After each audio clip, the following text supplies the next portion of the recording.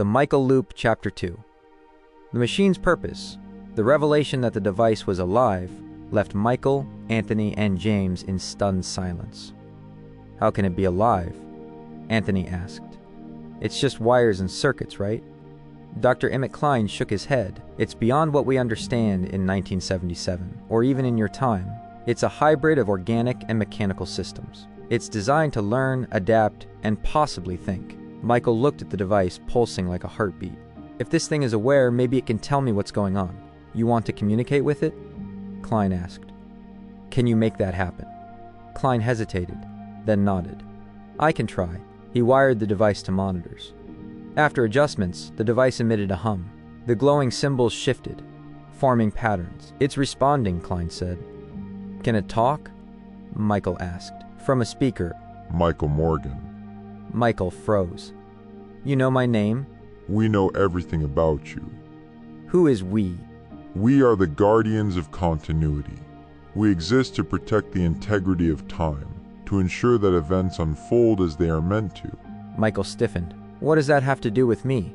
You are an anomaly. Your existence disrupts the timeline. "What do you mean? I'm just me." You are not supposed to exist. Anthony stepped forward. "That doesn't make sense. He's my son."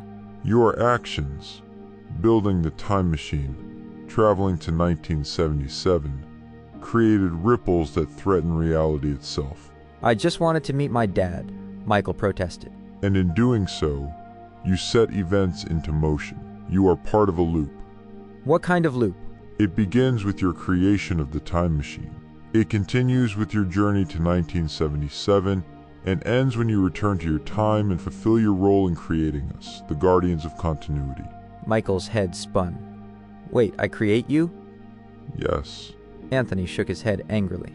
"So you're blaming him when you wouldn't exist without him?" The loop is paradoxical, but necessary for balance. Michael clenched his fists. "Then why send a cyborg after me? It tried to kill me." It was sent to keep you on course, to prevent deviation. The realization hit Michael hard. The machine hadn't tried to kill him. It had tried to control him. "And if I don't complete this loop?" Time will fracture irreparably. Reality will collapse into chaos. Michael swallowed. "So I don't have a choice." You always had a choice, but now you must live with its consequences. The device powered down. Anthony turned to Michael. "What are you going to do?" Michael held a dormant device.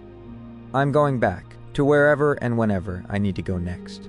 James grinned. "Then let's make sure we do it right." Michael stood in Klein's workshop, the device silent in his hand. He was trapped in a paradoxical cycle. Anthony broke the silence. "You say you're going back, but where?" "I don't know yet," Michael admitted, "but I think this will guide me." The device flickered back to life, rearranging into coordinates. "It's giving me a destination," he said. "Those look like temporal coordinates," Klein muttered. Anthony frowned.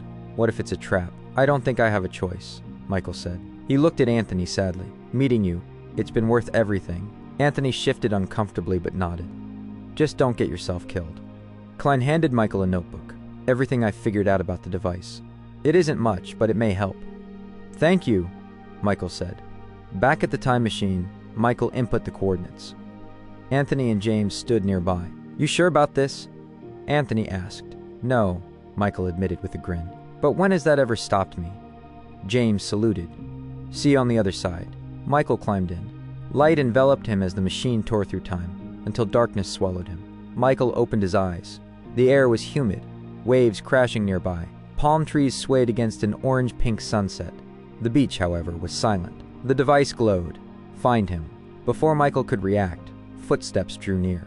A man approached, silver streaks in his hair, dressed in black. With quiet authority, Michael's chest tightened. It was himself, older. "So," older Mike said with a faint smile, "you finally made it." "You're me?" "Yes, and we don't have much time." They walked the beach together. "I know you have questions," older Mike said, "but some things you must figure out for yourself." "Why am I here?" "The Guardian said I created them." "You did, or rather you will." Michael's voice cracked. "Why would I create something that wants to control me?" "Because we thought we were doing the right thing. We believed we could protect time, keep it stable. And we were wrong. The Guardians became something we couldn't control. They started seeing anomalies like us as threats. Michael's stomach dropped. They want to erase me because I'll stop them. Exactly. So what do we do? Older Mike met his gaze. We break the loop, Michael blinked. Break it? For years I believed finishing it was the only option. But there's another way. We don't have to be trapped by fate. We can take control of our story. Michael felt fear and exhilaration stir within him. It wouldn't be easy. It could cost everything. But for the first time, he saw the truth. The loop wasn't something to finish. It was something to escape. The warm breeze of the empty beach carried a strange stillness. Michael Morgan stood face to face with his older self, the man from the photograph, his future. The knowledge that he had created the Guardians of Continuity, and that they spiraled out of control, weighed on him. We break the loop, older Mike had said. The words echoed like a challenge. How? Michael asked, uncertain. How do we break something that's already happened? Isn't it inevitable? Older Mike smiled faintly. That's what they want you to believe. The Guardians thrive on the idea that time is fixed. But time isn't rigid. Michael frowned. What do you mean? Time is like a river, older Mike explained.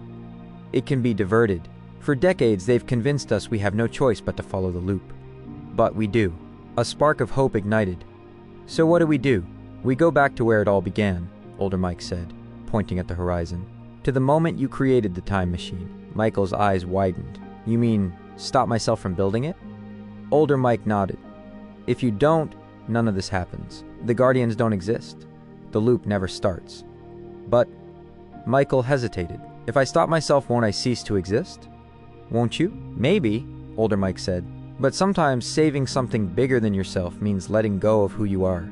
The device in Michael's hand flickered, symbols forming coordinates he instantly recognized, his backyard in Merrick, NY 2013. That's when I started building it, he whispered. That's where we need to go, older Mike confirmed. You're coming with me? Of course, older Mike smirked. You didn't think I'd let you do this alone, did you? Michael smiled faintly. Together they recalibrated the machine. Light engulfed them. They emerged in Michael's backyard. The shed was smaller, cluttered like it had been in 2013. This is it, older Mike said. Nervously, Michael approached the shed and pushed open the door. Inside, 23-year-old Michael was hunched over a workbench, surrounded by blueprints and tools. Without looking up, he muttered, You've got to be kidding me. I told you guys not to bother me while I'm working. It's not you guys, older Mike said from behind. Younger Mike froze, turning to see two versions of himself. One slightly older, one much older. What is this? He stammered. It's complicated, Michael said gently. But we're here to stop you from making a mistake. What mistake? The time machine, older Mike said bluntly.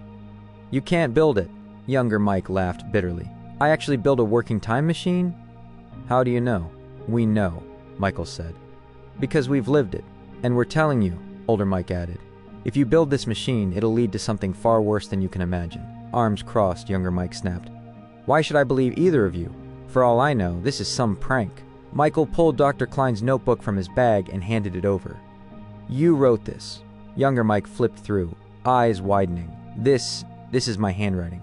It is, older Mike confirmed. And if you keep going, you'll create something that will destroy everything you care about. For a long moment, silence. Then younger Mike whispered with tears in his eyes. What do I do now? You live your life, Michael said gently. Find new dreams, ones that don't involve tearing holes in time. And maybe, older Mike added with a smile, life will surprise you. Slowly, younger Mike nodded. He stared at the blueprints, then tore them in half. The pieces fluttered to the floor. Relief surged through Michael, along with something else. Now leave me alone, younger Mike muttered, turning back to his workbench. Okay, older Mike said, glancing at Michael. Take me back to 2065.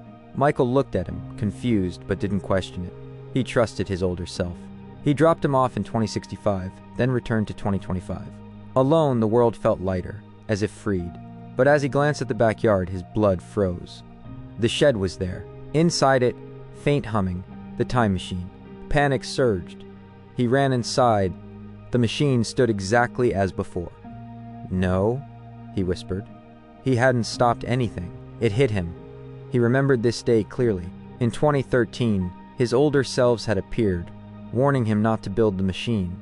He hadn't believed them, but their visit had planted the seed. He built it because of them. I caused this, he muttered. I caused all of this. The Guardians, the assassin, his father in 1977, all part of a closed loop.